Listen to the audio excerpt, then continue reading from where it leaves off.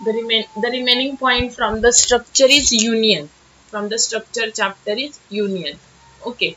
So before starting, what is union? You have only the what is meant by the union, difference between the union and structure, and one program using the union. That's it. तुम्हाला union detail मध्ये नाहीये. Structure is detail मध्ये आहे आणि structure C++ मध्ये means other languages मध्ये पण use करतात. युनियन यूज करत नाही. सी मध्ये सुद्धा यूज करत नाही. युनियन जस्ट एक कन्सेप्ट आहे. सो ती आपण एक्सप्लेन करूयात. Okay. Now before starting union what is mean exactly by the union. मी एकदा स्ट्रक्चर परत रिवाइज करते. Simple structure. Okay. So structure आपण कसं डिक्लेअर करतो using struct keyword. Because main union आणि स्ट्रक्चरचा difference is important for you. Okay. What is the difference between the structure and union. So what is the difference in memory allocation between structure and union? So this memory allocation चा जो difference आहे तो तुम्हाला interview लेवलला सुद्धा विचारतात. Okay. So बघा before discussing what is union first आपण एक जस्ट इंट्रोडक्शन परत एकदा रिवाइज करू. स्ट्रक्चर. तो स्ट्रक्चर आपण कसं क्रिएट करतो. Struct and then structure name. For example employ. Okay. After that आपण स्टार्ट आणि एंड करतो स्ट्रक्चर. ठीक आहे. नाउ इन बिटवीन आपण नंबर ऑफ मेंबर्स लिहितो. म्हणजे कोणते कोणते प्रॉपर्टीज आहेत एम्प्लॉयच्या ज्या की आपण सेव्ह करणार आहे. फॉर एक्झाम्पल आपण लिहिलं int EMP ID, then char name 30 and then float salary. That's it. आपण थ्री मेंबर्स घेतले स्ट्रक्चरचे. Okay. Employee ID, name and float टाइपची सॅलरी. ओके. नाउ आता आपण जेव्हा आपण स्ट्रक्चरचं व्हेरिएबल डिक्लेअर करतो to access the members of the structure. Members of the structure means what जे की आपण ह्या स्ट्रक्चरच्या ब्लॉक मध्ये डिक्लेअर केलेले आहेत. सो हे एम्प्लॉई ID, नेम, सॅलरी हे आउटसाइड द स्ट्रक्चर ऍक्सेस करण्यासाठी और मेन मध्ये ऍक्सेस करण्यासाठी we need a variable of a structure. So आपण काय करतो त्याचं व्हेरिएबल डिक्लेअर करतो. Struct employee E1. Okay. So आपण आता ह्याच्यामध्ये मोर दॅन वन व्हेरिएबल पण डिक्लेअर करे. अरे ऑफ स्ट्रक्चर पण डिक्लेअर केलं. ऑल आपण एक्सप्लेन केलेलं आहे. आता सध्या जस्ट आपल्याला युनियन आणि स्ट्रक्चर मधला डिफरन्स फाइंड आउट करायचा आहे. सो त्याच्यासाठी बघा की जेव्हा आपण हे स्ट्रक्चरचं व्हेरिएबल डिक्लेअर करतो तेव्हा ह्या E1 ला किंवा जे तुमचं व्हेरिएबल असेल स्ट्रक्चरचं त्याला मेमरी अलोकेशन होतं. ओके. किती मेमरी अलोकेशन होतं. सो E1 हे व्हेरिएबल कोणत्या स्ट्रक्चरचं आहे. एम्प्लॉई. आणि एम्प्लॉई स्ट्रक्चर मध्ये किती व्हेरिएबल्स आहेत. 3. सो 3 व्हेरिएबल साठी मेमरी अलोकेशन होणार. Okay. Now how many bytes होणार की इंटिजरला तुम्हाला माहितीये 2 बाइट्स लागतात. ओके. नाउ 1 कॅरेक्टरला 1 बाइट लागते. इथे आपण 30 कॅरेक्टर्स घेतले. सो 30 बाइट इथे लागणार आणि फ्लोटला 4 बाइट लागतात. Okay. So total 36 bytes of memory allocate होणार ईच व्हेरिएबलला. सपोज तुम्ही E1, E2, E3 3 व्हेरिएबल्स घेतले. तिघांना पण 36 byte 36 byte 36 bytes. I have already discuss with you. Okay. Now तुम्ही अरे ऑफ स्ट्रक्चर घेतला. Suppose struct employ E of 5 घेतलं तर E of 0 ला 36 बाइट, E of 1 ला 36 बाइट असंच होतं. बरोबर. नाउ बघा त्यातले हे जे 2 बाइट्स आहे तर ते हे एम्प्लॉई ID साठी असतात. ओके. आपण लिहूया तिथे 2 बाइट्स. Next 30 bytes. 30 बाइट्स असणारे नेम साठी. ओके. आणि नंतरचे जे 4 बाइट्स आहेत that is for the salary. Okay.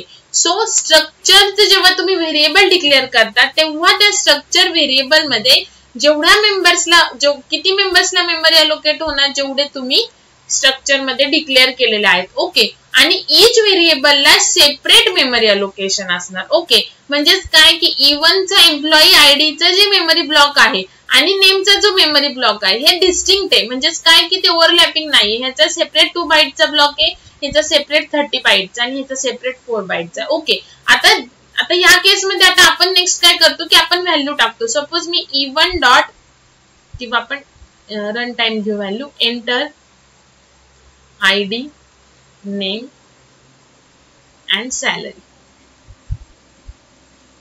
Okay. Now scanf. पहिले ID मीन्स %D, नेम म्हणजे %S आणि salary means %F. Okay. So %D आहे. सो एम्परसेंड लागणार आपल्याला E1 dot EMP ID. Okay. नंतर %S ला आपण एम्परसेंड लिहित नाही. सो E1 डॉट नेम आणि salary float. So E1 dot salary. Okay. So जेव्हा स्क्रीनवर होईल enter ID name and salary, जेव्हा तुम्ही पहिली व्हॅल्यू टाकणार सपोज 10, ती कुठे जाणार E1 च्या एम्प्लॉई आयडी ब्लॉक मध्ये. ओके, त्याच्यानंतर यातली जी सेकंड टाकली सॅलरी नेम ते कुठे जाणार E1 च्या नेम ब्लॉक मध्ये सपोज ABC. नंतर जी व्हॅल्यू टाकल ती कुठे जाणार E1 च्या सॅलरी ब्लॉक मध्ये. सपोज मी टाकलं 34,000. Okay, for example. ठीक आहे. नाऊ आता ह्या केस मध्ये की आयडी नेम आणि सॅलरीला डिफरंट ब्लॉक्स आहेत, त्याच्यामुळे की व्हॅल्यू सेव्ह होताना पण ती मेन मेमरी मध्ये डिफरंट ब्लॉक मध्ये सेव्ह होते. मग जेव्हा मी प्रिंट केले, प्रिंट करताना मग तुम्ही कोणतीही व्हॅल्यू कोणत्याही सिक्वेन्सनी काय करू शकता, प्रिंट करू शकता. फॉर एक्झाम्पल आता मी इथे केलं E1 डॉट एम्प्लॉई आयडी. त्याच्यानंतर आता मी सॅलरी जरी लास्ट घेतली तरी पण मी ती आधी प्रिंट करू शकते, बिकॉज जर व्हॅल्यू प्रॉपर स्टोअर होतीये, व्हॅल्यू मेन मेमरी मध्ये जर प्रॉपर स्टोअर होती तर ती डिस्प्ले करायला काहीच प्रॉब्लेम नाहीये. ओके, नंतर नाही म्हणजे असं काही नाही की तुम्ही ज्या सिक्वेन्सनी एंटर करता त्या सिक्वेन्सनी तुम्हाला डिस्प्ले करायचं, तुम्ही कोणत्याही सिक्वेन्सनी डिस्प्ले करू शकता. बिकॉज जर व्हॅल्यू प्रॉपर स्टोअर होती डिफरंट ब्लॉक मध्ये, इच व्हेरिएबल साठी जर डिफरंट ब्लॉक आहे तर मग डिफरंट करा, देन मग तुम्हाला डिस्प्ले करायला पण काही प्रॉब्लेम नाहीये. बिकॉज जेव्हा तुम्ही व्हॅल्यू एंटर करता तेव्हा ह्या अशा ब्लॉक मध्ये काय होतात, त्या व्हॅल्यू एंटर होतात. मग एंटर जर प्रॉपर स्टोअर झाल्या तर त्या डिस्प्ले पण होतात. म्हणजेच काय की युजिंग स्ट्रक्चरनी तुम्ही सेपरेट व्हॅल्यू काय करू शकता, ऍक्सेस करू शकता. ठीक आहे, असं काही नाहीये की आयडी मी जर ऍक्सेस केलं तर नेम नाही करू शकत, नेम केले तर सॅलरी नाही करू शकत. ऑल दी व्हॅल्यू जेवढ्या स्ट्रक्चर मध्ये आहे तेवढ्या सगळ्या तुम्ही सेपरेटली ऍक्सेस करू शकता. ओके, आता हे झालं memory allocation for the structure. आता हे लक्षात ठेवा, आता मी तुम्हाला युनियन कसं डिक्लेअर करायचं, युनियनचं व्हेरिएबल कसं डिक्लेअर करायचं आणि युनियनचं मेमरी अलोकेशन कसं होतं आणि काय ड्रॉबॅक आहे की युनियन यूज करत नाही त्याचा. ओके, नाऊ बघा union. So same like a structure, union is also used when user wants to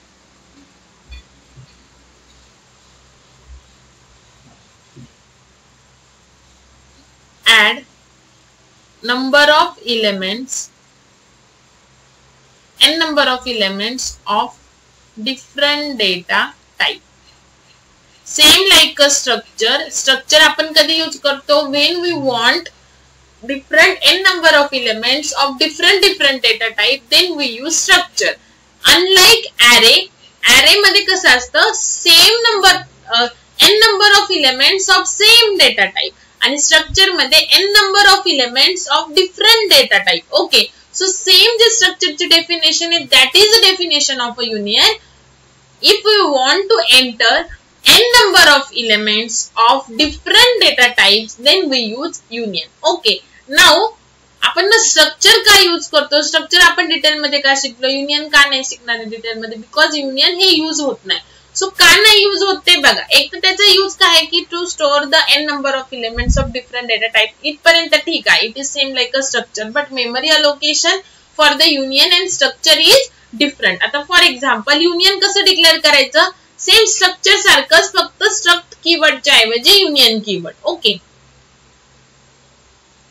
union keyword, then name, जसे आपण एम्प्लॉई वगैरे देतो तसं, देन इथे आपण देणार data type, variable 1, data type, variable 2, जेवढे आपल्याला पाहिजे semicolon. So it is a syntax for the declaration of the union is same as structure. Okay, त्याच्यानंतर स्ट्रक्चरचं व्हेरिएबल जसं आपण डिक्लेअर करतो, सेम आपण तसंच मेन मध्ये युनियनचं व्हेरिएबल डिक्लेअर करणार. इनसाइड मेन कसं डिक्लेअर करणार बघा, युनियन कीवर्ड, जसं आपण स्ट्रक्ट कीवर्ड लिहितो, जे तुम्ही युनियनला नेम दिलेला आहे ते, आणि देन तुम्हाला जे ऑब्जेक्ट नेम, व्हेरिएबल नेम द्यायचं आहे ते. सो सेम तसंच करायचं आहे, फक्त स्ट्रक्ट कीवर्डच्या ऐवजी युनियन कीवर्ड. ओके, देन आपण त्या ऑब्जेक्टने काय करतो, डॉट ऑपरेटर यूज करून इथल्या व्हेरिएबल ऍक्सेस करतो. जसं मग आपण E1 dot name, E1 dot ID employ ID E one dot salary केलं, सेम तसंच आता आपण इथे जे व्हेरिएबल देतात दॅट डॉट इकडे करणार. ओके, सो आता मी एक प्रोग्राम लिहिते युनियनचा, देन तुम्हाला मेमरी अलोकेशन मधला डिफरन्स सांगते. ओके, बिकॉज प्रोग्राम लिहिल्याशिवाय आपल्याला मेमरी अलोकेशन मधला डिफरन्स कळणार नाही. सो मी सेम जसं आपण मगाशी स्ट्रक्ट एम्प्लॉयचं केलं तसं आपण युनियन एम्प्लॉय घेऊ. सो सेम का घेते म्हणजे तुम्हाला प्रॉपर डिफरन्स कळेल, what difference between the structure and the union. Because main difference हा फक्त मेमरी अलोकेशनचाच आहे आणि मेमरी अलोकेशन हे स्ट्रक्चरचा असा आहे, युनियनचा असा आहे की त्याच्यामुळे तोच ड्रॉबॅक आहे युनियनचा. ओके, आता आपण काय करतो, स्ट्रक्ट एम्प्लॉई इवन, तसंच आता आपण इथे करणार union employee even. Same programme लिहिते मी आणि देन तुम्हाला मी एक्सप्लेन करते. Okay, enter ID name salary. Okay, scanf %d %s %f ampersand even dot, बघा पूर्ण प्रोग्राम सेम आहे. आयडी त्याच्या पुढेच ampersand लिहित नाही आपण स्ट्रिंगला. So even dot name and then ampersand even dot salary. Okay, now salary. ठीक आहे, नाउ आता आपण प्रिंट करू. id is equal to %d even dot id emp id. बघा मी प्रिव्हियस प्रोग्राम मध्ये जर आयडी लिहिला असेल फक्त तर ते चेक करा एकदा.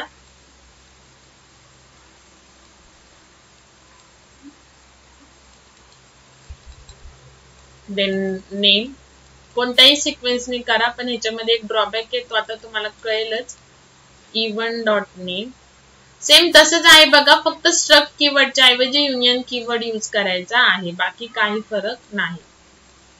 आणि जो डिफरन्स आहे म्हणजे प्रोग्राम करताना फरक नाहीये, डिफरन्स नाही आहे सच, बट मेमरी अलोकेशनला तो डिफरन्स आहे, तोच आता आपण बघायचा आहे.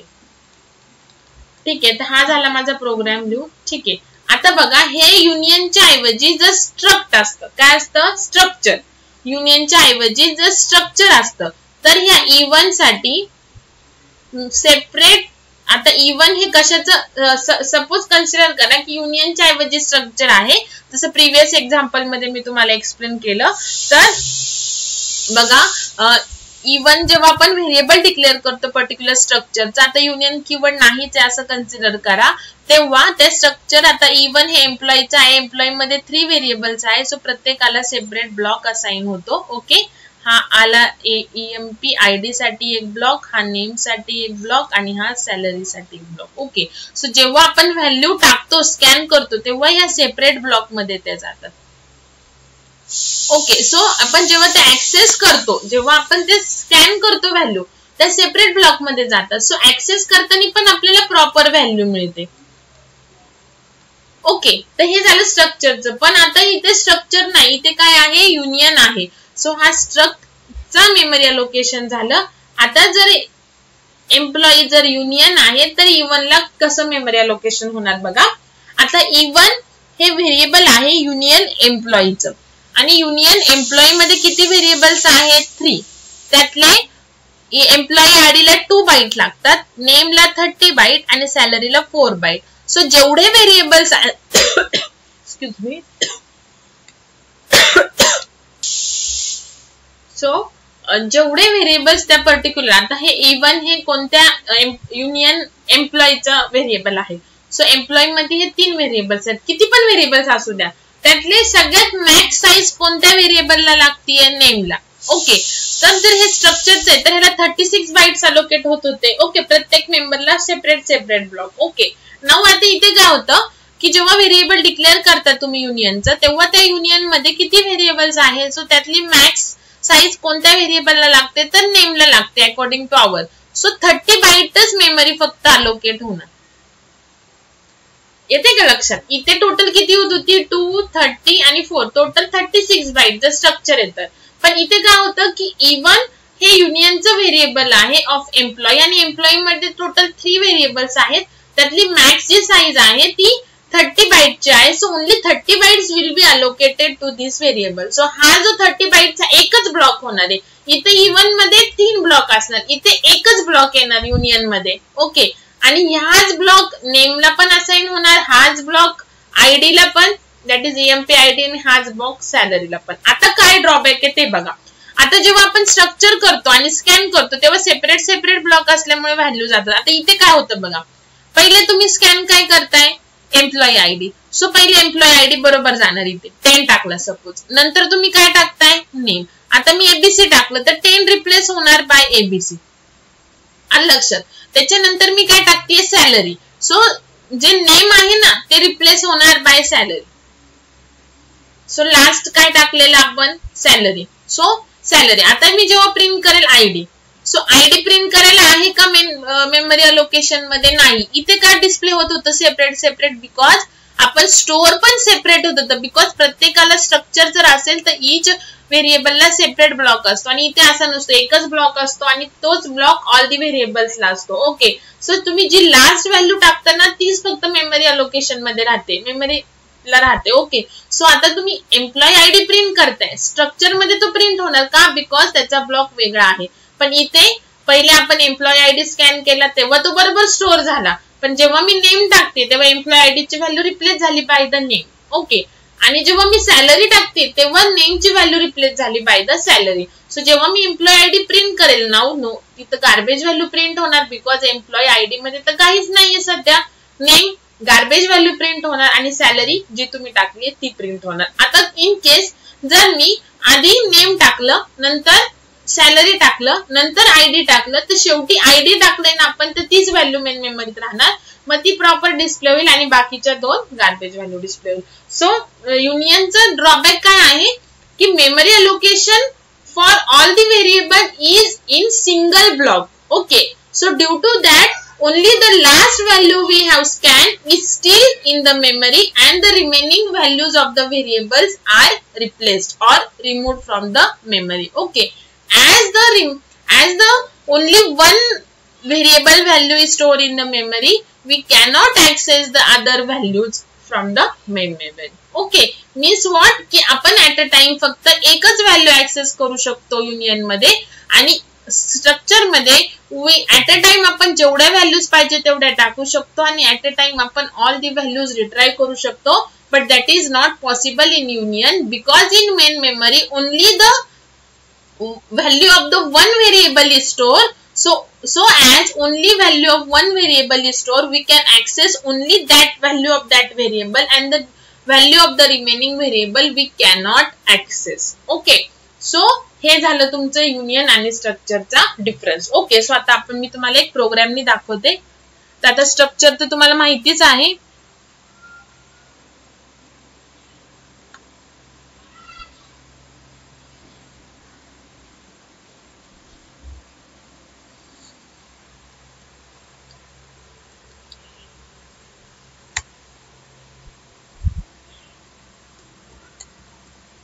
union.c.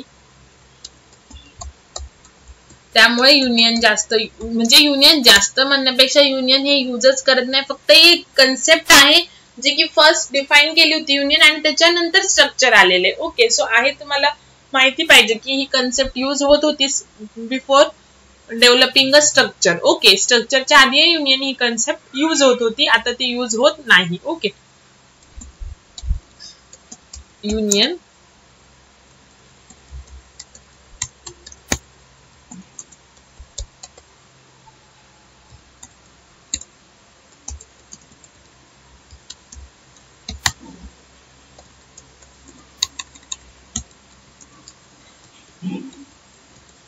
आता असं पण असू शकतं की 2 कोणत्या पण, सपोज आता मी अजून एक सॅलरीच्या ऐवजी आता सपोज मी काय केलं, कॅर ऍड्रेस साठी 30 घेतलं, तर ह्याच्यामध्ये एम्प्लॉय आयडीला 2 बाइट्स, नेमला 30 बाइट्स, ऍडला 30 बाइट्स. मग किती मेमरी अलोकेट होणार, बिकॉज मॅक्स आता 2 आहेत, 30 आहेत ना मॅक्स, सो 30 बाइटच मेमरी काय होणार, अलोकेट होणार. ओके,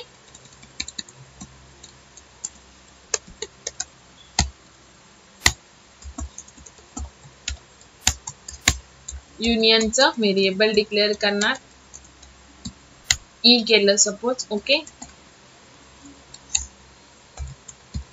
बघा एंटर.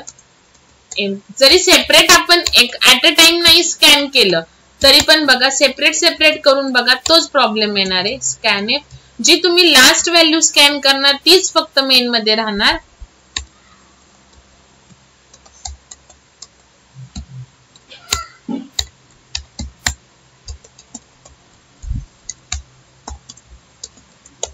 Enter name. असं काही नाही की ऍट अ टाइम केलं तरच तसं होतं. जर सेपरेट करून दाखवते तुम्हाला.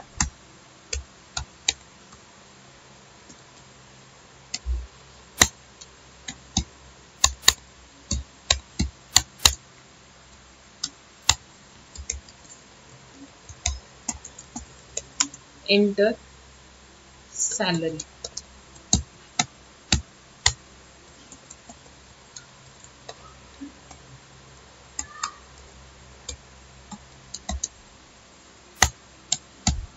ओके, नाव आता प्रिंट करू one by one.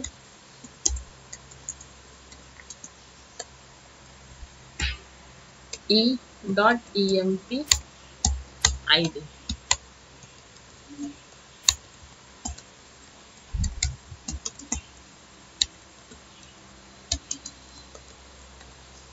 e.name.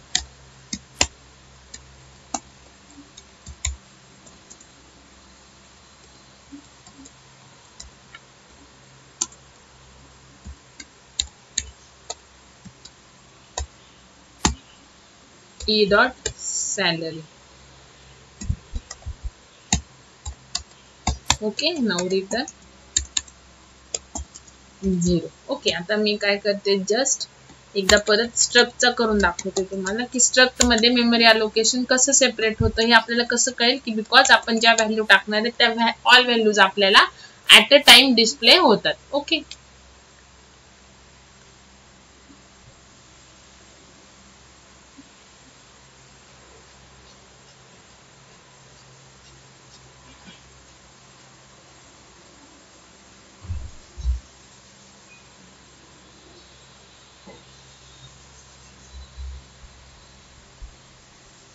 Enter ID, name, salary.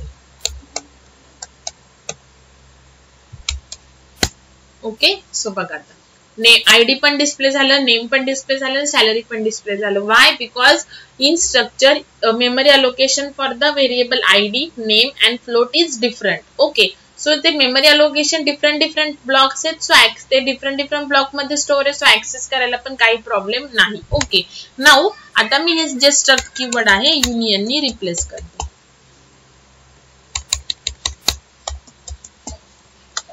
Save.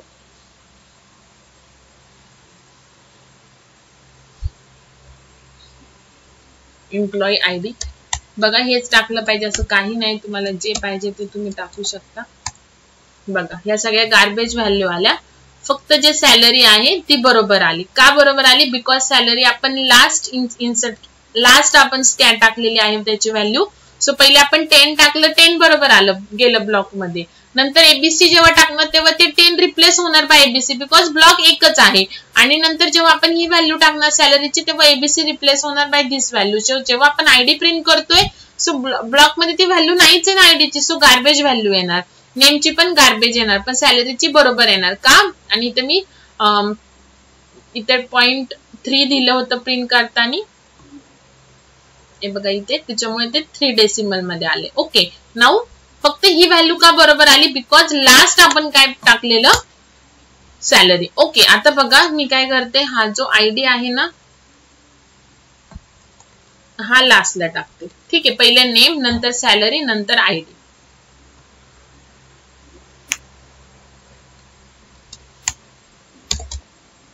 Salary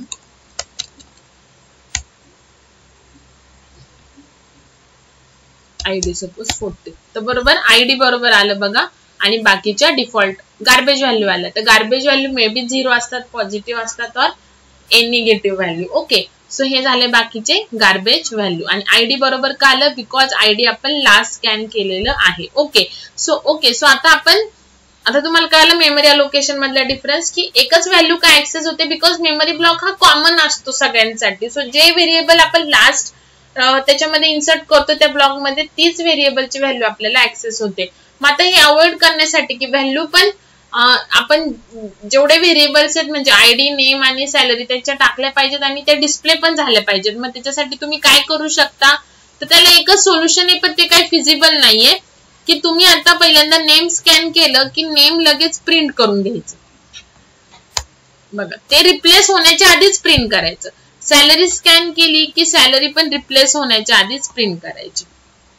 okay आणि नंतर तर आपण एम्प्लॉई स्कॅन करून एम्प्लॉई प्रिंट केलेला आहे. सो रिप्लेस होण्याच्या आधीच व्हॅल्यू काय करायची प्रिंट करायची तरच आपल्याला मिळू शकते. बघा ABC name equal to ABC display झालं, सॅलरी सॅलरी डिस्प्ले झाली बरोबर आणि आयडी आयडी डिस्प्ले झालं. आलं लक्षात. सो काय करणार की व्हॅल्यू रिप्लेस होण्याच्या आधीच आपण काय करणार ती प्रिंट करणार. But this is not the feasible solution. आपण कधी पण काय करतो पहिले सगळा डेटा जो आहे employee record, student record, customer record जे असेल आपण पहिलेच काय करतो डेटा पहिले सगळा एंटर करून घेतो जेवढे काही इन्फॉर्मेशन असेल तेवढी आणि मग नंतर ती ऑल आपण डिस्प्ले करतो. ओके सो युनियन मध्ये तुम्ही तसं करू शकत नाही. मग एक वे काय आहे की तुम्ही व्हॅल्यू स्कॅन केली की लगेच ती डिस्प्ले करून टाकायची. ओके स्कॅन केली व्हॅल्यू की लगेच डिस्प्ले करायची. Okay but this is not the feasible way. Okay so हे आहे union and the difference between the union and the structure. So main difference between union and structure जो आहे तो आहे मेमरी अलोकेशनचा डिफरन्स. ओके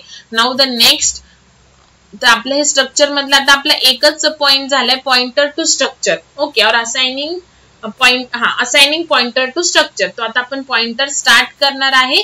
सो आपल्या array मधलं पण काही पॉइंटर रिलेटेड टाइप्स राहिलेत की असाइनिंग ऍरे टू पॉइंटर किंवा पॉइंटर टू ऍरे. ओके तर तेव्हा मी तुम्हाला एक्सप्लेन केलं की ऍरेला पॉइंटर कसा असाइन करायचं जेव्हा आपण पॉइंटर चॅप्टर बघू. त्याच्यानंतर फंक्शन चॅप्टर मधलं कॉल बाय रेफरन्स आपलं राहिलेलं आहे तर त्याच्यासाठी पण आपल्याला पॉइंटरची गरज आहे. सो ते पण आपण पॉइंटर चॅप्टर जेव्हा आपण इंट्रोडक्शन वगैरे घेऊ पॉइंटर कसा यूज करायचं तुम्हाला कळेल तेव्हा मी घेणार. ठीक आहे. आणि राहिलं काय आता पॉइंटर टू स्ट्रक्चर. सो हे जे 3 पॉइंट आहेत प्रिव्हियस चॅप्टरचे ऍरे, फंक्शन आणि स्ट्रक्चर रिलेटेड टू पॉइंटर हे आता आपण पॉइंटर चॅप्टर मध्ये घेणार आहे. ओके नाउ आता next we will start with the pointer.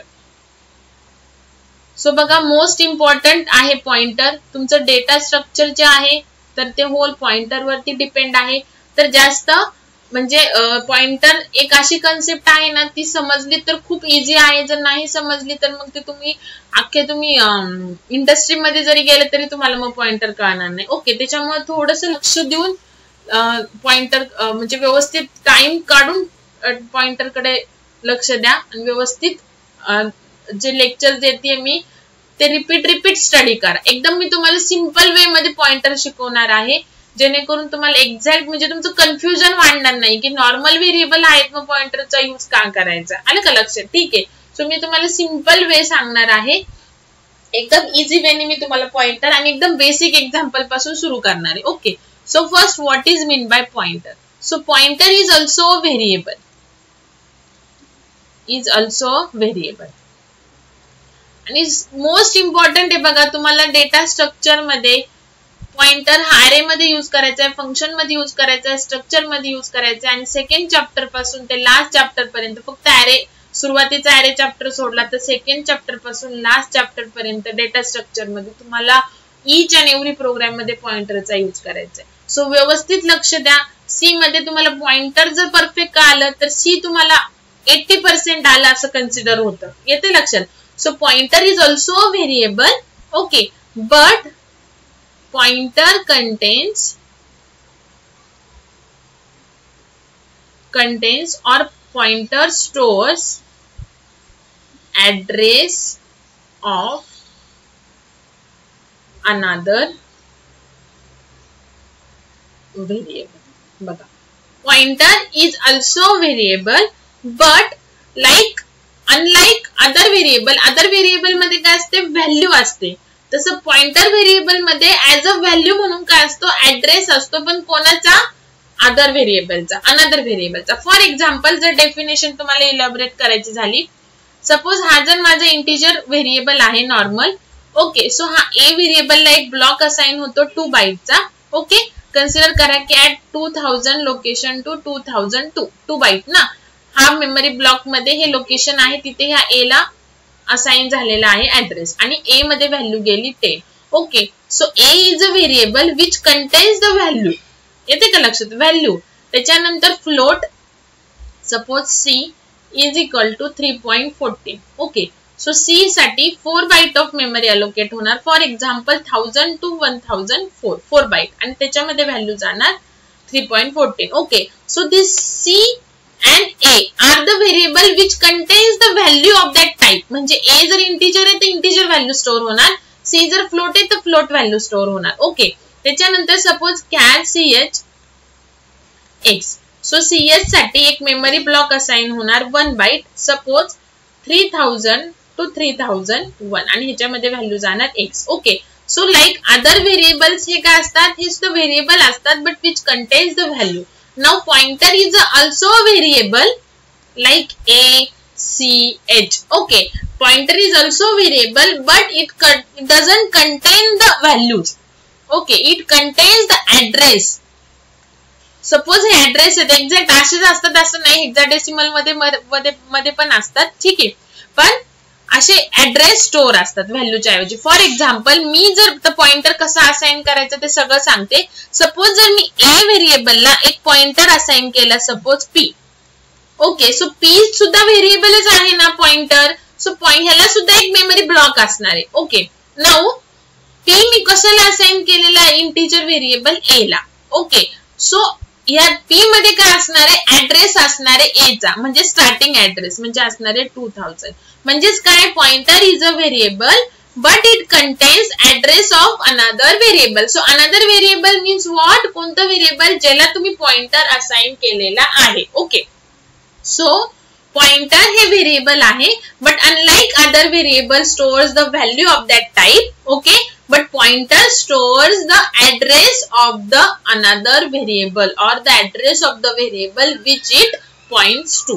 Okay, now pointer variable ला pच नेम द्यायला पाहिजे असं काही नाहीये, तुम्ही q r जसे हे व्हेरिएबल नेम देतात तसं पण देऊ शकता. ओके, पण इन जनरल काय असतं की पॉइंटर आहे ना, so p for pointer, so p1 p2 असं देतात, पण तुम्हाला जे नेम पाहिजे you can give it to the pointer variable. आता फॉर एक्झाम्पल सपोज मी q हा एक पॉइंटर व्हेरिएबल केलेला आहे आणि ह्या q ला असाइन केलेला आहे व्हेरिएबल c, किंवा हा पॉइंटर असाइन केलेला आहे व्हेरिएबल c ला. ओके, सो q साठी मेमरी ब्लॉक येणार आणि q मध्ये फ्लोटची व्हॅल्यू नसणार, तर q मध्ये काय असणार आहे, मी q पॉइंटर कोणत्या व्हेरिएबलला असाइन केलाय, c ला. सो c चा स्टार्टिंग ऍड्रेस काय 1000.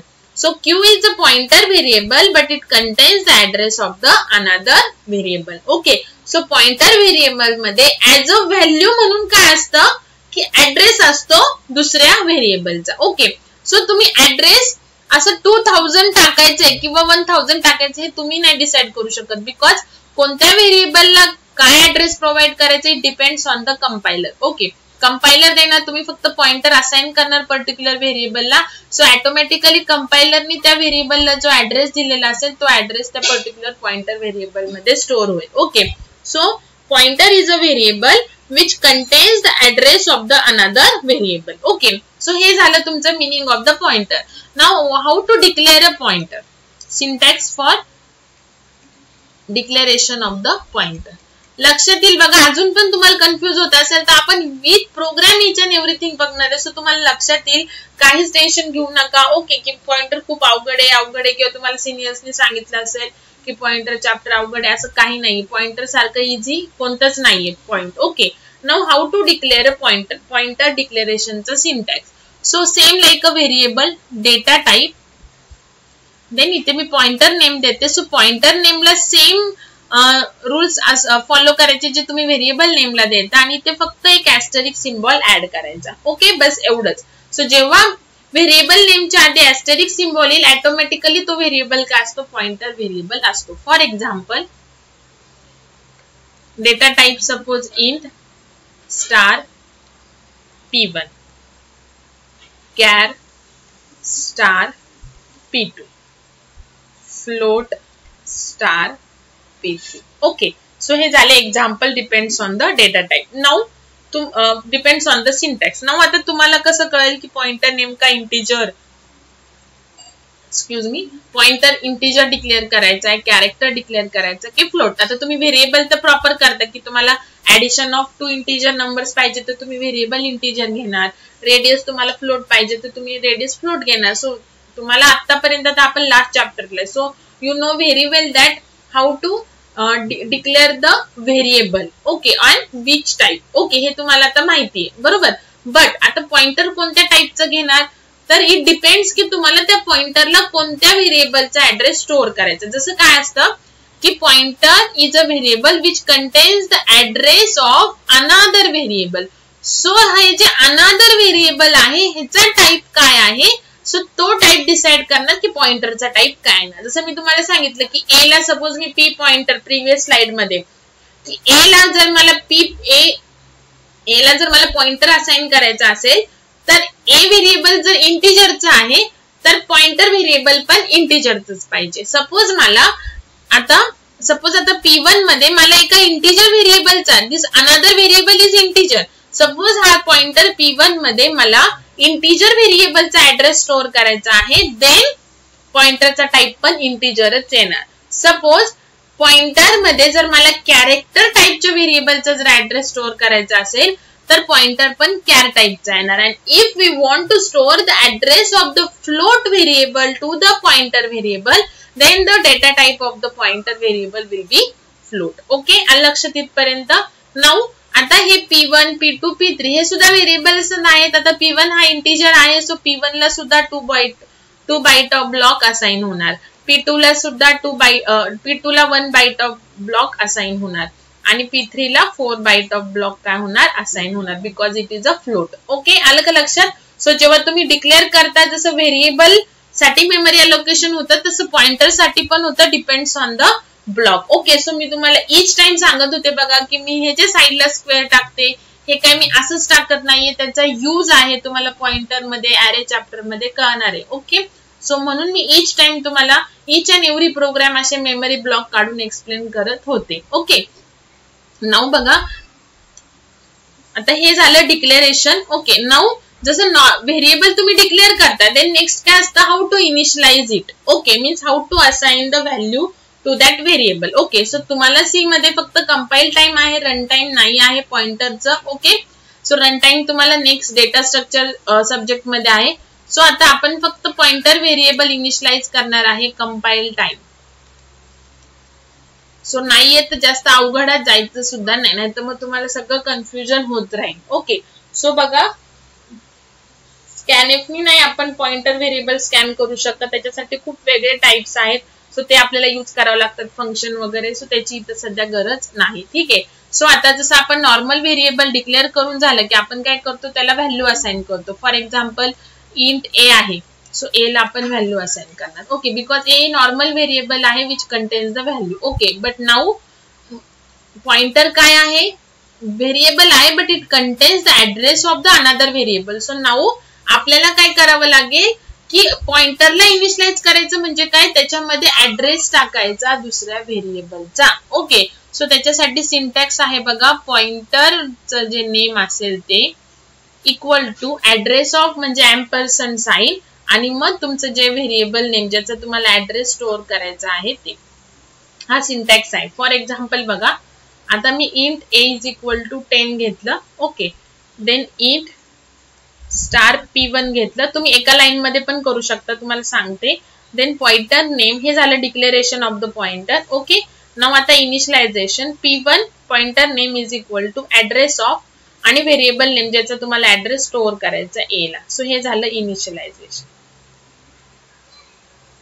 तुम्ही एका लाईन मध्ये पण करू शकता. Suppose int A is equal to 10 घेतलं, then int star P1 is equal to address of A1.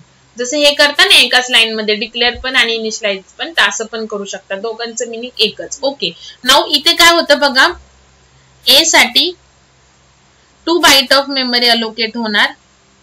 For example suppose 1000 to 1002. Okay, त्याच्यामध्ये व्हॅल्यू जाणार 10. आता हे तुम्हाला माहिती आहे. नाउ आता मी आधी तुम्हाला हे का नव्हते सांगत मेमरी ऍड्रेसेस, बिकॉज मग तुम्हाला ते सुरुवातीपासूनच कन्फ्युज झालं असतं.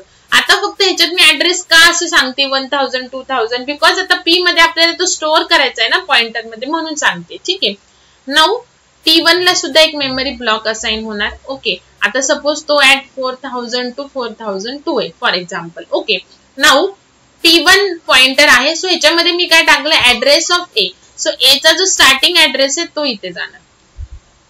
आलं का लक्षात? सो हे झालं पॉइंटरचं इनिशियलाइज. जसं ए मध्ये एक पर्टिक्युलर व्हॅल्यू जाते ना त्या टाइपची इंटिजर, तसं P1 मध्ये इंटिजर व्हॅल्यू नाही जात. P1 मध्ये काय जातात, इथे ठीक आहे तुम्हाला 1000 इंटिजर दिसते पण असाच ऍड्रेस नसतो each time. Okay, so P1 मध्ये काय जाणार आहे, आपण इनिशियलायझेशन काय केलं, address of a. So P1 मध्ये काय जाणार आहे, ए चा ऍड्रेस. सपोज फॉर एक्झाम्पल आता हा 1000च असेल असं नाही, depends on the compiler. So a मध्ये काय जाणार आहे 1000. ओके, सॉरी P1 मध्ये काय जाणार आहे 1000. So pointer is a variable which contains the address of another variable. आता सपोज तुमच्याकडे एक फ्लोट B 3.14 आहे.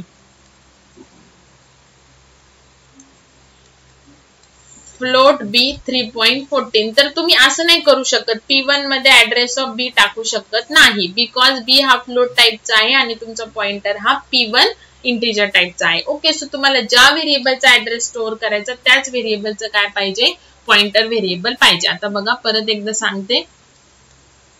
सपोज आता मी int a is equal to 5 लिहिलं, देन एक पॉइंटर व्हेरिएबल घेतलं P1 आणि त्याच्यामध्ये ऍड्रेस टाकला a चा.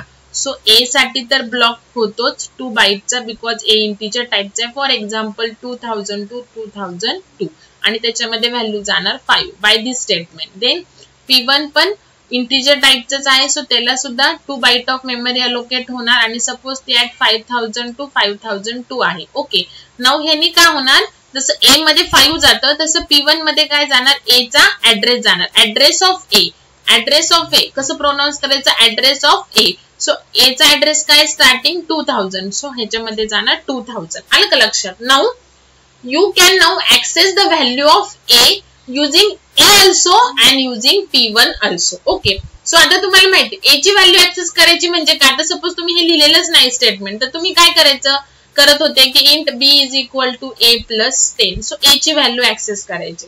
ओके, नाउ प्रोग्राम मध्ये %DA. सो A ची व्हॅल्यू इथे ऍक्सेस करून प्रिंट करत होते की नाही, सेम तसंच. सो जसं तुम्ही A ची व्हॅल्यू आतापर्यंत जर मी एक व्हेरिएबल डिक्लेअर केलेलं आहे, आतापर्यंत आपण जे प्रोग्राम केले त्याच्यामध्ये तुम्ही जर एखादं व्हेरिएबल डिक्लेअर केलेलं आहे तर त्या व्हेरिएबलच्या नेमनेच तुम्ही काय करू शकता, व्हॅल्यू असाइन ऍक्सेस करू शकता. फॉर एक्झाम्पल जर तुम्ही A इज इक्वल टू 5 दिले आणि मी प्रिंटएफ जर B केलं तर B ने मला 5 मिळणार आहे का, नाही. मला A ची व्हॅल्यू ऍक्सेस करण्यासाठी A व्हेरिएबलच रिक्वायर्ड आहे. ओके, बट नाउ तुम्ही A ला पॉइंटर असाइन केलेला आहे. So now you can access the value of A using A also and using pointer also. For example, %DA you will get 5 as you know. Okay, now printf %D आणि star P1. Only P1 नाही. जसं मी A जेव्हा access करते तेव्हा A च्या block मधली मला value मिळणार 5. मग मी जर इथं स्टार P1 च्या ऐवजी जर P1 केला तर जसं A लिहिलंय मी, स्टार A लिहिलंय का, नाही. स्टार A लिहूच नाही शकत बिकॉज A काय नॉन पॉइंटर व्हेरिएबल आहे. ओके, नाउ जेव्हा मी A लिहिते, A ने व्हॅल्यू ऍक्सेस करते त्या ब्लॉकच्या नेमनी, तेव्हा त्या ब्लॉक मधली व्हॅल्यू डिस्प्ले होते. सो जर मी स्टार P1 च्या ऐवजी P1 लिहिलं तर मला काय डिस्प्ले होईल, 2000. मला 2000 नकोय, मला A ची व्हॅल्यू पाहिजे using pointer variable. So I will use the star symbol and त्याच्याबरोबर पॉइंटरचं नेम. ओके, सो मला इथे काय मिळेल, व्हॅल्यू 5 मिळेल. ओके, सो हे कसं वर्क होतं बघा. P1 कडे जाणार कंपायलर, P1 च्या ब्लॉक मध्ये काय 2000 ऍड्रेस. सो 2000 ऍड्रेस कडे जाणार मेन मेमरी मध्ये कंपायलर आणि त्या ब्लॉक मध्ये काय स्टोअर आहे 5, तर ते 5 काय करणार, डिस्प्ले करणार. ओके, नाउ तुम्हाला A चा जर ऍड्रेस डिस्प्ले करायचा आहे तर %U करायचं, ऍड्रेस डिस्प्ले करायचा असेल तर. सो ऍड्रेस ऑफ A असं पण तुम्ही डिस्प्ले करू शकता, you will get the 2000. Okay, and %F तुम्ही ओनली P1 नी पण करू शकता. सो P1 नी पण तुम्हाला काय मिळेल 2000. जसं स्टार P1 नी तुम्हाला P1 मध्ये काय आहे ऍड्रेस 2000 आणि 2000 ला काय स्टोअर आहे 5 तशी व्हॅल्यू मिळते. तसं ओनली P1 नी काय मिळतं तुम्हाला, त्या P1 ब्लॉक मधली व्हॅल्यू मिळते, दॅट इज 2000 आणि ऍड्रेस ऑफ A नी पण 2000. आता 2000 डिस्प्ले होईल असं नाही, डिपेंड्स ऑन द कंपायलर. तुम्हाला प्रोग्राम मध्ये कळेल. फक्त मी एक जस्ट फॉर एक्झाम्पल सांगते की सपोज कंपायलरनी ए साठी जर 2000 to 2002 byte of memory allocate केली आणि P1 मध्ये जेव्हा आपण इनिशियलाइज करतो सो P1 मध्ये काय जाणार 2000 जाणार. सो स्टार P1 नी काय मिळणार की P1 मध्ये जो ऍड्रेस आहे त्या ऍड्रेसला काय व्हॅल्यू आहे ती मिळणार आणि ए तर तुम्हाला माहितीच आहे डायरेक्टली व्हॅल्यू मिळणार आणि ऍड्रेस ऑफ ए नी काय मिळणार एचा स्टार्टिंग ऍड्रेस आणि P1 नी काय मिळणार त्याच्या ब्लॉक मध्ये जो ऍड्रेस आहे तो मिळणार. आलं का लक्षात? ठीक आहे. सो हे झालं तुमचं memory allocation of for the pointer आणि ऍक्सेस. ओके, आता बघा मी काय करते एक ऍडिशनचा प्रोग्राम लिहिते की तुम्हाला what is the need of the pointer ते मी तुम्हाला एक्सप्लेन करते. ओके, सो साधा प्रोग्राम लिहिते आपल्या ऍडिशनचा.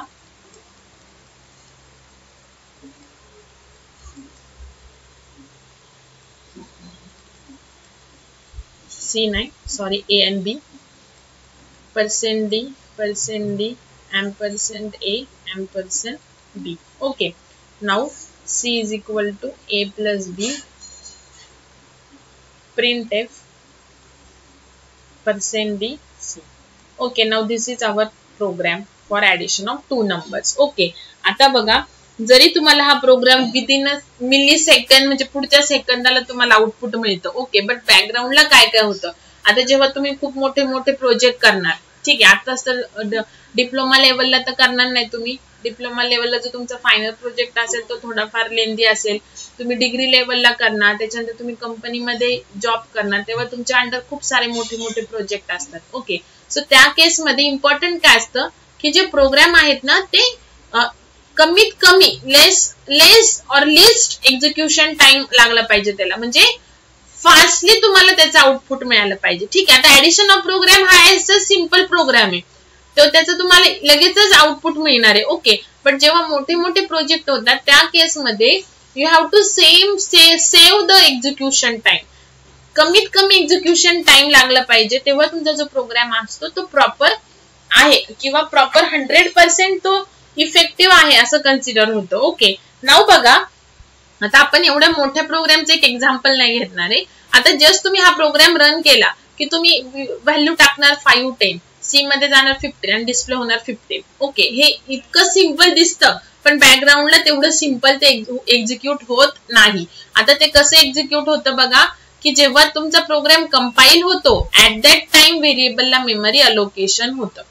ओके, आता हे मी तुम्हाला खूप वेळा सांगितलेलं आहे. 2 बाईट सपोज ए ला 2000 to 2000 बाईट आहे, ह्याला 1000 to 1002. आता असं काही नाही की बी नंतर डिक्लेअर केलाय तो त्या सिक्वेन्स मध्येच असेल. कंपायलर काय करतो रॅन्डमली कोणताही ब्लॉक असाइन करतो. Okay, and c suppose 500 to 502 all 2 बाईटचे इंटिजर. नाउ जेव्हा स्क्रीनवर येतं एंटर ए अँड बी आणि तुम्ही व्हॅल्यू टाकता 10 आणि 20 तेव्हा कंपायलर काय करतो तर हा 10 कुठे जातो ए मध्ये जातो. ओके, हे तुम्हाला माहिती आहे. पण कंपायलर बॅकग्राऊंडला काय करतो जो मेमरी तुमची मेन मेमरी अशी असते ब्लॉक मध्ये 0 पासून. ओके, तर आता मी त्यातले 3 ब्लॉक काढलेत. तर कंपायलर काय करतो की स्टार्टिंग पासून सर्च करतो असा ब्लॉक की ज्याला नेम काय आहे ए आहे. आलं का लक्षात? मग त्याला तो ब्लॉक मिळाला की तो त्याच्यामध्ये टाकणार 10. नंतर परत सर्च काय करणार असा ब्लॉक की ज्याला नेम काय आहे बी आहे. ओके, सो त्याच्यामध्ये व्हॅल्यू टाकणार 20. ठीक आहे, नाउ आता ह्या स्टेटमेंट कडे आला कंपायलर. आता कंपायलर काय करणार परत सर्च करणार. तर ऑलरेडी जरी सर्च केलं आहे पण त्याच्याकडे ते सेव्ह नाही ना, परत सर्च करणार. आता इथे काय करायचं ए प्लस बी म्हणजे ब्लॉक मधून व्हॅल्यू घेऊन ऍक्सेस करायचे, बरोबर.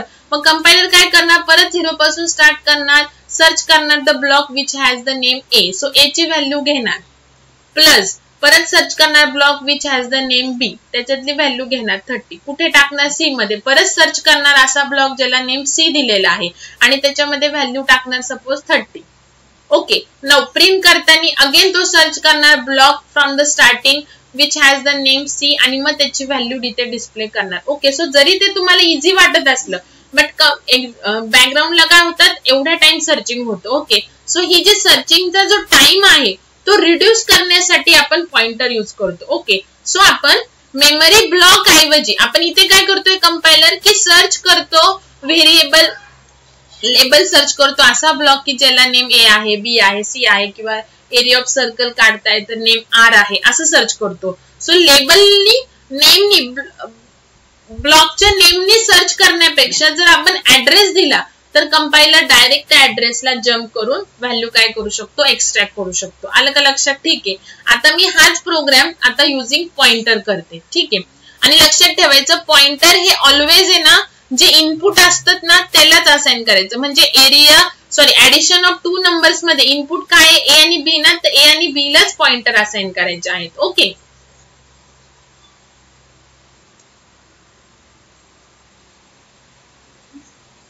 आपण करून टाकू. ठीक आहे. नाव बघा आता तुम्हाला येतं write a program for addition of 2 numbers using pointer. जे आपण आधीचे प्रोग्राम केले तेच बघणार आहे. किंवा तुम्हाला आता असं आउटपुट येतं की हे आउटपुट दिले, हा प्रोग्राम दिलेला आहे त्याचं आउटपुट फाइंड आउट करा, किंवा तुम्हाला ऑप्शन्स येतात. ओके. त्याच्यानंतर मला अजून एक सांगायचंय तुम्हाला की आता कसं होतं की मी तुमचं सिलेबस वाईज डिटेल मध्ये घेते. आता जवळजवळ आपले 40 लेक्चर्स होत आलेत.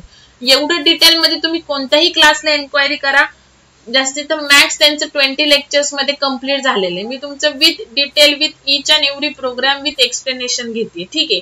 आता हे जर पेपर तुमचे ऑफलाईन असते तर तुम्हाला 100% सिलेबस जो आहे म्हणजे तुम्हाला 100% क्वेश्चनचे आन्सर लिहिता आले पाहिजे. आता तुमची जी एक्झाम आहे ती ऑनलाईन आहे, त्याच्यामुळे काय होतं की ज्या मॅम आहेत, आता मी काय मॅमला ब्लेम नाही करत, पण तुमच्या मॅम काय करतात, आता माझे फ्रेंड्स पण आहेत तिथं, तर मला त्यांनी सांगितलं की ते कसे पेपर्स वगैरे काढतात. ओके.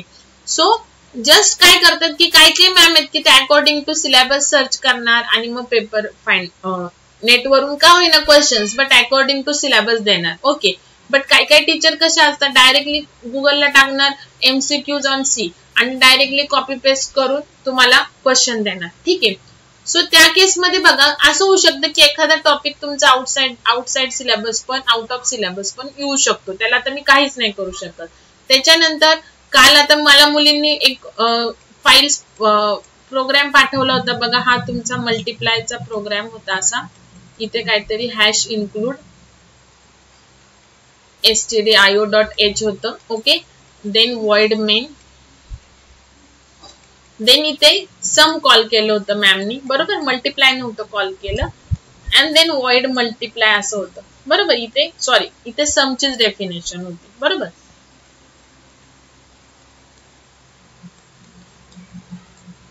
ठीक आहे. आणि इथे काय होतं आय थिंक AB 10 आणि समथिंग व्हॅल्यू दिली होती. आय थिंक 10 आणि 20 काहीतरी व्हॅल्यू दिलेली जी असेल ती. ओके. असं होतं.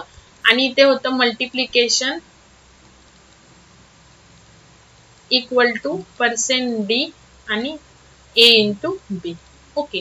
सो तुमच्या मॅम बोलल्या की 200 आन्सर येतं. So this is a right answer but this is a wrong answer. Because program आपण व्हेरिएबल डिक्लेअरच का करतो, डायरेक्ट यूज का नाही करत, बिकॉज आपला अनडिफाईन एरर येते की नाही. आता प्रोग्राम तुमचा कंपाईल कसा होतो, टॉप टू बॉटम होतो. ओके.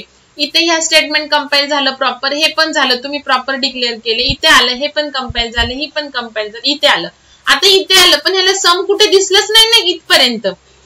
आपण डिक्लेअर का करतो आधी, कॉल करण्याच्या आधी, जसं आपण व्हेरिएबल आधी डिक्लेअर करतो आणि मग कुठेतरी प्रोग्राम मध्ये यूज करतो. जेव्हा तुमचा कंपाइलर टॉप टू बॉटम येतो आणि इथं मी ए डिक्लेअर न करता जर यूज केला b is equal to a plus 10 तर ऑब्व्हियसली मला एरर काय येणार, अनडिफाईन सिम्बॉल. म्हणून आपण आधी तो डिक्लेअर का करतो, नंतर असं जर केलं मी b is equal to a plus b आणि ह्याच्या खाली मी इंट ए बी केलं तर चालेल का, नाही चालणार. बिकॉज कंपाईल तुमचा टॉप टू बॉटम होतो. सो जेव्हा तुम्हाला बी आणि सपोज ए आणि बी कंपाइलर स्कॅन करणार त्याच्या आधी ते डिक्लेअर केलेले पाहिजे. ओके.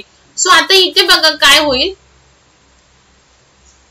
इथपर्यंत फर्स्ट लाईन कंपाईल झाली, प्रॉपर सिंटॅक्स आहे. सेकंड झाली प्रॉपर सिंटॅक्स आहे, without return type, without argument, proper लिहिलंय, काही प्रॉब्लेम नाही. मेन प्रॉपर लिहिलंय, इथे कर्ली ब्रेस दिलाय. पण इथे एरर येईल का, बिकॉज सम कुठे सापडलंच नाही ना कंपाइलरला आधी इथपर्यंत ह्या लाईन मध्ये, आणि डायरेक्ट ते कॉल केलं. So before declaration you cannot call. Okay. So इथे एररच येणार. इथून कंपाइलर इथं जाऊन 200 तुम्हाला आन्सर देणारच नाही. मी काल प्रोग्राम सुद्धा करून दाखवला. सो तुम्हाला जर मॅडमनी हे चुकीचं दिलं असेल तर मॅमला सांगा. म्हणजे काय होतं, मला हे का सांगायचंय तुम्हाला की काही नेटवरती काही क्वेश्चनचे आन्सर असतात ते चेक करतात, पण काही क्वेश्चनचे आन्सर नसतात. मग त्याच्यामध्ये मॅम काय म्हणतात की त्यांचं जसं नॉलेज अकॉर्डिंग टू दॅट ते काय करणार, तुम्हाला आउटपुट देणार, पण हे आउटपुट हा प्रोग्राम पूर्णपणे रॉंग आहे. सो इथे एरर येणार compile time error, because program कंपाईलच होणार नाही तर तो रन सुद्धा होणार नाही. आता बघा मी काल प्रोग्राम हा केलेला. सो मॅमनी जर तुम्हाला दिलेला असेल तर वेल अँड गुड, जर बरोबर दिलेला असेल तर कंपाईल टाइम एररला, जर नसेल दिले तर मॅमला सांगा. आणि जरी मॅम तरी पण ऐकत नसतील तर सोडून द्या. फक्त काय करायचं की तुम्हाला जे तुम्ही कन्सेप्ट, तुम्ही जर क्लास जॉईन केलेला आहे तर तुमच्या ज्या कन्सेप्ट आहेत त्या क्लिअर झालेल्या पाहिजेत. म्हणजे जेव्हा तुम्ही सी वरचा इंटरव्ह्यू देणार तेव्हा जर तुम्हाला विचारलं की हा प्रोग्राम कसा एक्झिक्यूट होतो, काय इथे एरर येते, then what is use of this function, इथेच का कॉल करायचं, खाली का नाही कॉल करायचं, डिक्लेअर का करायचं आधी, जेव्हा तुम्हाला ह्या टाइपचे क्वेश्चन्स विचारतील त्याचे आन्सर तुम्हाला आले पाहिजे. That is important. Okay. So बघा आता मी ऍक्च्युली तो प्रोग्राम केला होता काल.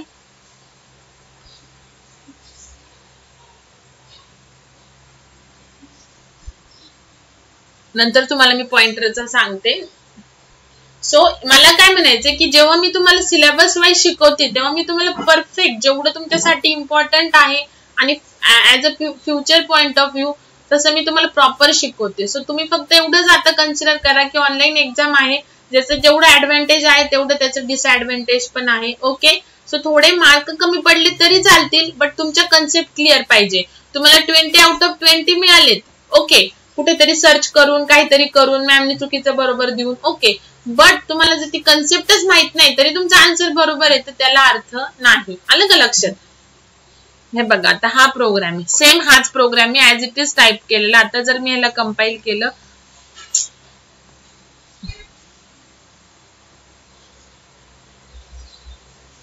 केलं तर ऑब्विसली मला काय येणार आहे, एरर येणार आहे. आलं का लक्षात? काय येणार आहे, एरर येणार आहे, बिकॉज सम कुठं नाहीच ना सापडत आहे त्याला. हा इथे जर समच्या ऐवजी मल्टिप्लाय कॉल केलेला आहे आणि इथे पण मल्टिप्लाय लिहिलेला आहे तर बरोबर होतं. तुम्ही डिक्लेअर वेगळं फंक्शन लिहिलंय आणि कॉल वेगळंच केलंय आणि डिफाईन पण तेच केले जे कॉल केले ते, पण डिक्लेअर ते केलेलंच नाहीये तर ऑब्विसली एरर येणार आहे. आणि प्रोग्राम जर तुमचा कंपाईलच नाही झाला तर ते रन कसं येईल, तुम्हाला 200 आन्सर कसं मिळेल? आलं लक्षात? सेम हाच प्रोग्राम आहे बघा. ठीक आहे, जर इथं मल्टिप्लायच्या ऐवजी सम असतं तर तुमचा प्रोग्राम प्रॉपर तुम्हाला 200 आन्सर मिळालं असतं, पण तिथे काय आहे, 200 आहे, सॉरी तिथे मल्टिप्लाय आहे. सो हा प्रोग्राम एक्झिक्यूट होणार नाही. ठीक आहे, मॅमने ऐकलं तर ठीक आहे, नाही ऐकलं तरी पण ठीक आहे, फक्त तुम्हाला माहिती ना की तुमचं बरोबर होतं. That's it. ओके. नाव बघा आता तुम्हाला मेन सांगायचंय. आता आपण आता इकडे येऊ. Addition of 2 numbers using pointer. आता normal without using pointer program कसा होतो बॅकग्राऊंडला मी ते तुम्हाला एक्सप्लेन केलं. तुम्ही एरिया ऑफ सर्कल जरी केला, आर साठी व्हेरिएबल डिक्लेअर केलं, जेव्हा तुम्ही स्कॅन करणार आर आणि व्हॅल्यू टाकणार तेव्हा कंपायलर काय करतो, आरचा ब्लॉक सर्च करणार, त्याच्यामध्ये आरची व्हॅल्यू प्रिंट करणार. त्याच्यानंतर तुम्ही a is equal to 3.14 into R केलं की कंपायलर काय करणार, आर सर्च करणार, असा ब्लॉक ज्याला नेम आर आहे त्यातली व्हॅल्यू घेणार, इथे येणार. परत आता इथं व्हॅल्यू घेतली ना पण इथे आर आले ना, मग कंपायलर साठी जरी सेम व्हेरिएबल असेल तरी ते इच टाइम न्यू असतं. परत तो सुरुवातीपासून सुरू करणार, असा ब्लॉक सर्च करणार ज्याला नेम आर आहे 7. सो 7 इंटू 7 14 आणि जे आन्सर येईल ते ए मध्ये टाकणार. ए मध्ये टाकणार म्हणजे काय, परत ब्लॉक सर्च करणार ज्याला नेम ए आहे, त्याच्यामध्ये ते आन्सर टाकणार जे असेल ते. आणि जेव्हा तुम्ही प्रिंट करणार तेव्हा तो परत सर्च करणार असा ब्लॉक की ज्याचं नेम ए आहे आणि त्याची ती व्हॅल्यू काय करणार, ऍक्सेस करून प्रिंट करणार. सो ह्यानी काय होतं की तुमचा जो एक्झिक्युशन टाइम आहे तो खूप जास्त लागतो. सो ते अवॉइड करण्यासाठी आपण पॉइंटर यूज करतो. पहिले आता मी ऍडिशन ऑफ 2 नंबरचा प्रोग्राम घेते पॉइंटरनी, देन तुम्हाला मी एक्सप्लेन करते की how it saves the execution time. Okay. आता 2 हे व्हेरिएबल्स तर लागणारच आहे आणि जे इनपुट घेताना तुम्ही, सो तुमचं जसं मी फंक्शनला तुम्हाला सांगायचे की पॅरामीटर किंवा आर्ग्युमेंट म्हणजे काय पास करायचे की जे तुमच्या प्रॉब्लेम स्टेटमेंट मध्ये इनपुट आहे जे तुम्ही स्कॅन करणार आहे. ओके. सो तुम्ही पॉइंटर पण अशालाच असाइन करणार की जे तुम्ही व्हॅल्यू स्कॅन करणार आहे, म्हणजे ए आणि बी च्या. ओके. सो आता मी स्टार P1 केलं, त्याच्यामध्ये ऍड्रेस टाकला ए चा. ओके. सो पॉइंटर तुम्ही त्यालाच असाइन करणार आहे, सी ला करायचा नाही. थोडंफार तर सर्चिंग तसंच लागणार आहे तो ब्लॉक नेमनी सर्च करून. ओके. नाऊ आपण व्हॅल्यू घेऊ ए आणि बी च्या. Enter A and B. Okay. नाव स्कॅन करताना आता तुम्ही ए आणि बी च्या ऐवजी पॉइंटर असाइन करा, पॉइंटरचा यूज करा. %d ampersand, सॉरी इथे आता तुम्हाला ए चाच यूज करावा लागेल. व्हॅल्यू घ्यायच्या. ठीक आहे. नाऊ फक्त जेव्हा तुम्ही ऍडिशन वगैरे करता, म्हणजे जे तुमचं प्रॉब्लेम स्टेटमेंट आहे त्याचा ऍक्च्युअली जेव्हा कोड करता तेव्हा ए आणि बी च्या ऐवजी तुम्ही त्याचे जे पॉइंटर व्हेरिएबल आहे ते घेणार. आता इथे नुसतं P1 P2 घेणार नाही, बिकॉज मी तुम्हाला सांगितले तुम्ही जर स्टार यूज नाही केला तर तुम्हाला ऍड्रेस रिटर्न करतं, आणि जेव्हा तुम्ही स्टार यूज करणार तेव्हा त्या ऍड्रेसला काय व्हॅल्यू आहे ते स्टोर रिटर्न करतं. ओके, सांगते मी तुम्हाला परत एकदा. ठीक आहे. आता बघा, सपोज आता हे तीन व्हेरिएबल्स पहिले डिक्लेअर झाले ए बी सी. आता एका खाली एक व्हर्टिकल आहे असं कन्सिडर करा. नाउ सपोज हा 2000 to 2002 बाईट, हा 1000 to 1002 आणि हा 500 to 502. ओके, इथपर्यंत गार्बेज व्हॅल्यू आहे. नाउ P1 P2 साठी पण मेमरी ब्लॉक असाइन होणार 2 ब्लॉकचे. ओके, नाउ जे तुम्ही पॉइंटर साठी जो ब्लॉक असाइन करता ना तर तो एका सेपरेट हिप सेक्शन असतो. जसं मी तुम्हाला रिकर्शन मध्ये बघा सांगितलं की स्टॅक सेक्शन असतो मेन मेमरीचा, ज्याच्यामध्ये रिकर्सिव्ह कॉल होतात. तसं जेव्हा तुम्ही पॉइंटर करताना तेव्हा त्या मेन मेमरी मध्येच एक ब्लॉक असा असतो ज्याला हिप कन्सिडर करतात, त्याच्यामध्ये हे पॉइंटर सेव्ह होतात. सो ते इझिली सर्च होतात, म्हणजे एवढं सर्चिंग टाइम लागत नाही. ओके, नाउ सपोज हा तो हिप ब्लॉक 4000 to 4002 आणि 5000 to 5002 आहे. इथं 500 आहे. नाउ मी P1 मध्ये काय टाकलं, address of a. So P1 मध्ये जाणार ए चा ऍड्रेस, म्हणजेच काय जाणार 2000. आता एबीसी मध्ये अजून आपण व्हॅल्यू टाकलेल्या नाहीयेत. नंतर P2 मध्ये ऍड्रेस जाणार बी चा, म्हणजेच काय जाणार 1000. ओके, नाउ इथे एंटर ए अँड बी तुम्ही व्हॅल्यू टाकणार 10 20. ती त्याच वेळी ऍड होईल जसं मी तुम्हाला मगाशी सांगितलं. सर्च करणार ज्याला ब्लॉक नेम ए आहे तिथे व्हॅल्यू टाकणार 10, सर्च करणार ज्याला नेम बी आहे तिथे व्हॅल्यू टाकणार 20. ओके, नाउ इथे आपण थोडासा सर्चिंग टाइम काय करतोय बघा, लेस करतोय. कसं बघा, आता जर मी इथं ए प्लस बी लिहिलं असतं तर कंपायलरनी काय केलं असतं, परत पहिल्यापासून ब्लॉक सर्च केला असता, ज्याला नेम ए आहे तिथली व्हॅल्यू घेतली असती 10, परत ब्लॉक सर्च केला असता असं की ज्याला नेम बी आहे तिथून व्हॅल्यू 20 केली असती. आता कंपायलर काय करतो, हिप सेक्शन मध्ये डायरेक्टली त्या पॉइंटरला जातो, तिथं सर्चिंगची गरज नाही. सो कंपायलर डायरेक्ट P1 कडे जाणार. ओके, आता इथे आपण P1 नाही लिहिलेलं, काय केले star P1. So star means what, की जो ऍड्रेस आहे त्या पॉइंटर मध्ये डायरेक्टली त्या ऍड्रेसला जम्प करणार आणि तिथली व्हॅल्यू डिस्प्ले होणार. म्हणजेच काय, जसं मगाशी मी तुम्हाला पहिल्या पॉइंटरच्या प्रोग्राम मध्ये दाखवलं की स्टार P1 म्हणजे तुम्हाला ए ची व्हॅल्यू देणार. पण आता इथे बघा, जर मी ए आणि बी लिहिलं असतं तर काय झालं असतं की इच टाइम सर्चिंग लागलं असतं त्या ब्लॉक साठी ज्याला नेम ए आहे बी आहे. ओके, सो ते कसं अवॉइड होतं बघा, जेव्हा आपण पॉइंटर लिहितो तेव्हा कंपायलर डायरेक्टली हिप सेक्शन कडे जातो. तिथे काय आहे, पॉइंटर कडे जाणार. P1 केलंय ना, P1 मध्ये काय आहे 2000, तर 2000 नकोय आपल्याला, ए ची व्हॅल्यू पाहिजे म्हणून आपण स्टार लिहिले. सो 2000 लोकेशनला डायरेक्टली जम्प करणार. आलं का लक्षात. जर हे नसेल तर जर आपण ऍड्रेस नाही स्टोअर केला डायरेक्ट ए प्लस बी नी, तर कंपायलर 0 लोकेशन पासून सर्च करतो की ज्या ब्लॉकला ए नेम आहे आणि मग तिथली व्हॅल्यू घेतो. आता इथे तसं नाही होणार. आता कंपायलर कडे डायरेक्टली ए चा ऍड्रेस असेल, मग कंपायलर डायरेक्ट त्या ऍड्रेस कडे जाणार, म्हणजे सर्चिंग करायची गरज नाही ऑल ब्लॉक. ओके, त्यातली व्हॅल्यू घेणार 10 प्लस कंपायलर P2 कडे येणार. व्हीप सेक्शन मध्ये डायरेक्टली जातो कंपायलर, सर्च नाही करायची गरज. देन 1000 कडे जाणार, स्टार लिहिल्यामुळे डायरेक्टली जम्प करणार 1000 कडे, तिथून व्हॅल्यू घेणार 20 आणि इथे टाकणार सी. तर इथे मग परत ते पहिल्यासारखंच होईल, मग सी सर्च करणार त्याच्यामध्ये 30. पण इथे आपण बऱ्यापैकी एक्झिक्युशन टाइम काय केला, लेस केला युजिंग पॉइंटर. आलं का लक्षात. ठीक आहे. सो पॉइंटरमुळे काय होतं की कंपायलरला ब्लॉक नेम सर्च करायची गरज पडत नाही. ते पॉइंटर मध्ये ऍड्रेस असल्यामुळे कंपायलर डायरेक्टली त्या ऍड्रेसला जम्प करतो आणि तिथून व्हॅल्यू एक्सट्रॅक्ट करून ती यूज करतो. आलं का लक्षात. सो हे झाले तुमचं use of the pointer. Okay, तर तुम्हाला एक एक्झाम्पल म्हणून सांगते. Write a program for swapping values of 2 variables using pointer. Again सांगते, जे इनपुट आहे त्यालाच फक्त पॉइंटर असाइन करायचा. जसं मी मगाशी ए आणि बी ला केलं, आणि जिथे जिथे आपण प्रोग्राम मध्ये ए आणि बी यूज करतो तिथे आपण स्टारने काय करणार, ए करणार. तसंच value swapping the values of two variables मध्ये पण आपण ए आणि बी आपल्या स्कॅन करतो.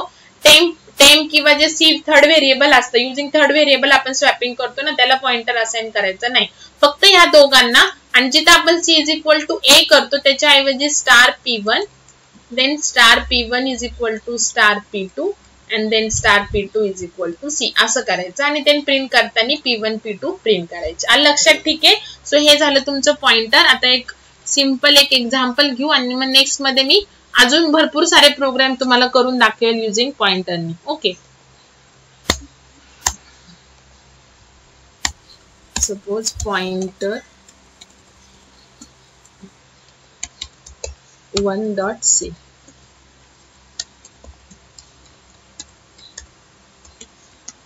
आता एक सिंपल आपली प्रोग्राम घेऊ आपण ऍडिशनच्या आधी. त्याच्यामध्ये आपण ऍड्रेस वगैरे प्रिंट करूयात. ठीक आहे.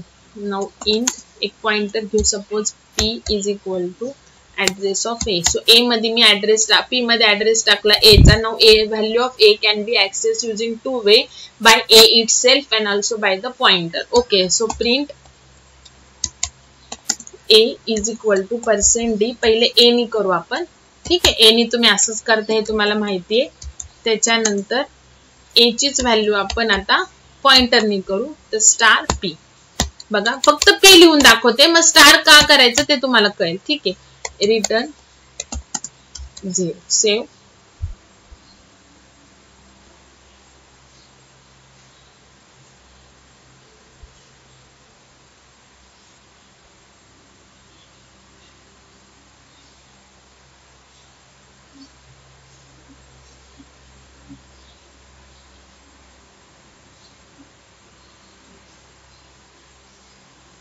बघा, ए ची व्हॅल्यू आली का, काहीतरी ऍड्रेस आला, बरोबर की नाही. म्हणजे एचा ऍड्रेस काय असणार आहे, हा असणार आहे. ठीक आहे. तरी पण %d ने ऍड्रेस करत नाही आपण. ठीक आहे. सो बघा, जेव्हा मी स्टार p करेल तेव्हा काय होईल की कंपायलर p कडे जाणार, p मध्ये काय ऍड्रेस आहे त्या ऍड्रेस कडे जाणार आणि त्या ऍड्रेस ब्लॉक मधली व्हॅल्यू. सो p मध्ये a चा ऍड्रेस असेल आणि a मध्ये काय सेव्ह आहे 10. सो 10 जेव्हा तुम्ही स्टार आणि p पॉइंटर नेम करता तेव्हा तुम्ही ज्या व्हेरिएबलचा ऍड्रेस स्टोअर केलेला आहे त्याची व्हॅल्यू तुम्हाला डिस्प्ले होते. सो कन्फ्युज व्हायचं नाही, p मध्ये आणि स्टार मध्ये कन्फ्युज व्हायचं नाही. जेव्हा तुम्ही ऍस्टेरिकचा यूज करून p करणार तेव्हा त्या पॉइंटर व्हेरिएबल मध्ये तुम्ही ज्या व्हेरिएबलचा ऍड्रेस स्टोअर केलेला आहे त्याची व्हॅल्यू डिस्प्ले होते आणि ओनली p केला की ऍड्रेस डिस्प्ले होतो. आता बघा ऍड्रेस ऑफ ए आपण डिस्प्ले करू. %u ने ऍड्रेस डिस्प्ले करता ए चा, सॉरी ए नाही करावं लागेल आता इथे, ओनली p. सेव्ह केलं.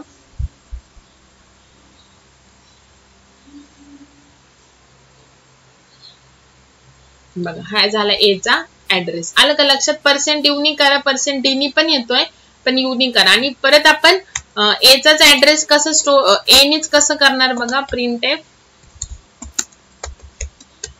Address of a is equal to %u comma address of a असं पण करू शकता. ठीक आहे.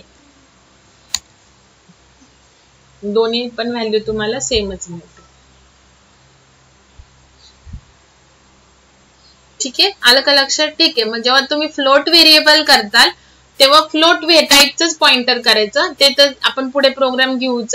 आणि जेव्हा कॅरेक्टर व्हेरिएबल करताल तेव्हा कॅरेक्टर टाईपचंच पॉइंटर. जेव्हा तुम्हाला ज्या टाईपच्या व्हेरिएबलचा ऍड्रेस स्टोअर करायचा आहे त्या टाईपचंच तुम्हाला पॉइंटर व्हेरिएबल यूज करावं लागतं. ओके. सो नेक्स्ट टाइम मी तुम्हाला ऍडिशन, स्वॅप वगैरे, एरिया ऑफ सर्कल वगैरे सगळे प्रोग्राम पॉइंटरनी करून दाखवीन आणि मग नेक्स्ट जे आपले अजून रिमेनिंग टॉपिक्स आहेत पॉइंटरवरचे ते घेते. ओके. फक्त आता बरे आज एवढंच लक्षात ठेवा की pointer is a variable which contains address of the another variable.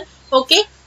So आपण ऍड्रेस का स्टोअर करायचं पॉइंटर मध्ये, डायरेक्टली व्हेरिएबलने तर आपल्याला व्हॅल्यू मिळतेच, but using the variable the execution time for the execution time required for the program is more than using the pointer. Okay, so pointer जर use केला तर execution time less लागतो as compared the program without pointer. Okay, so त्यामुळे आपण काय करतो, पॉइंटरचा use करतो. Output आपल्याला सेम तेच मिळणार आहे, बट युजिंग जर पॉइंटर केलं तर एक्झिक्युशन टाइम असतो तो कमी लागतो. आलं का लक्षात? ठीक आहे. सो हे झालं मेन तुमचं व्हॉट इज पॉइंटर. आणि जेव्हा तुम्ही स्टार आणि पॉइंटर नेम देता तेव्हा त्या पॉइंटर मध्ये ज्याचा ऍड्रेस असतो त्या व्हेरिएबलची व्हॅल्यू डिस्प्ले होते, आणि ओनली पॉइंटर नेम देतात तेव्हा त्या पॉइंटर मध्ये ज्या व्हेरिएबलचा ऍड्रेस आहे तो ऍड्रेस डिस्प्ले होतो. ओके. सो नेक्स्ट टाइम आपण नेक्स्ट कन्सेप्ट पॉइंटरचा स्टडी करू.